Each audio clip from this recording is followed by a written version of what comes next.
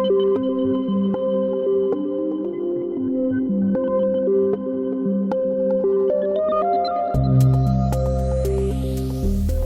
is 6 Minutes, the seriously international daily newscast. It's Thursday, February the 27th. I'm Anne-Sophie Goninet. And I'm Jacob Shropshire.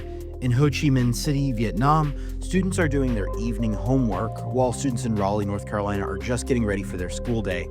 It's the lunch break hour here in Paris. These are the latest headlines. Russian and U.S. diplomats meet for a new round of talks while Keir Starmer is set to meet Trump in Washington. Hamas calls for more ceasefire talks after prisoner exchange. And our daily quiz question comes from the Trevi Fountain in Rome.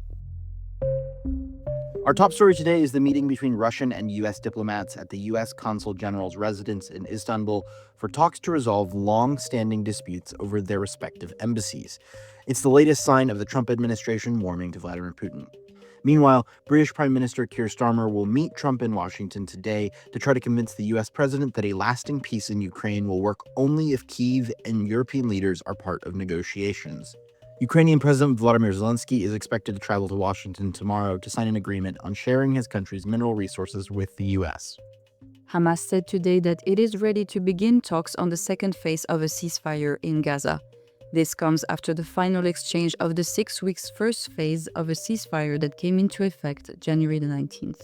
Meanwhile, an Israeli official said on Thursday that Israel will not withdraw from the strategic Philadelphia corridor as called for by the ceasefire. This could spark a crisis in talks with both Hamas and key mediator Egypt. Controversial social media influencer Andrew Tate and his brother Tristan left Romania on a private jet on Thursday and are flying to the US after the travel ban was lifted. The brothers were arrested in Romania 3 years ago and faced trial on charges of rape, human trafficking, and money laundering. Romania's Special Prosecutor Service said the pair is still under investigation in the country. Oscar-winning actor Gene Hackman was found dead alongside his wife, pianist Betsy Arakawa, and their dog on Wednesday at their home in Santa Fe, New Mexico. The cause of death has not yet been determined, but the sheriff's office said foul play is not suspected. The 95-year-old actor's career spanned more than 6 decades. Arakawa was 63. Now, let's take a closer look at what the international press is covering. Romanian daily Romania Libera led today with a headline covering the opening of an investigation of Călin Georgescu, the far-right populist presidential candidate in Romania who won the first round of national elections last year.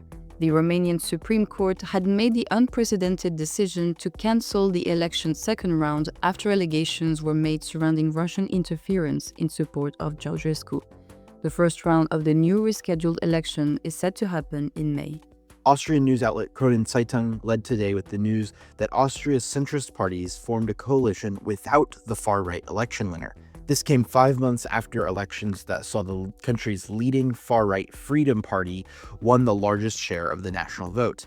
The OVP's Christian Stalker is set to become chancellor and will head Austria's first 3-party coalition since the 1940s. We have an analysis from Paris-based daily Les Echos about the rapidly shifting relationship between the US and Russia. Jacob, what's this take from France? Dominique Moisy writes that Donald Trump's rhetoric on the Ukraine war so closely mirrors Moscow's arguments that it's virtually impossible to understand what forces are at play. This betrayal of Ukraine was so swift and so violent that one can only wonder, what if Trump was an agent in service of Russia, writes Moisy. I'm not generally a believer in conspiracy theories and tend to favor explanations based on stupidity. Yet faced with the radical nature of Trump's recent reversal alliances, one can only express doubt and act accordingly. Europe, Moisy argues, should proceed as though Trump is working for Putin and should move into a defensive posture surrounding Ukraine. And following last weekend's elections in Germany, we have a piece from German weekly Die Zeit about why the parties at the ends of the political spectrum did so well. The key wasn't just instability, the author argues, but a sense that these parties were true to themselves. The AfD stopped pretending to be anything other than the far right, and Die Linke stopped pretending to be anything other than unapologetically leftist. We're closing things out today with our daily quiz question, which comes to us from Rome. A drunk tourist was fined and banned for life from visiting Rome's landmark Trevi Fountain. What did he do to earn the ban? Is it A. Stealing coins thrown into the water, B. Drinking from the fountain, C. Diving into it, or D. Eating a Hawaiian pizza next to it?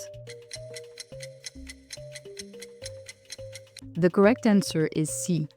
A 30-year-old man from New Zealand was given a $524 fine and was banned from visiting the Baroque landmark for life for jumping into the fountain.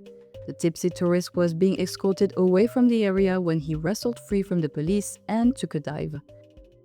That's the latest from around the world. If you liked this podcast, we would really appreciate it if you could help us out with a follow, a share, and a 5-star rating on your preferred podcasting platform. For more of the best of the international press delivered exclusively in English, visit us at worldcrunch.com. We'll see you here tomorrow. À demain.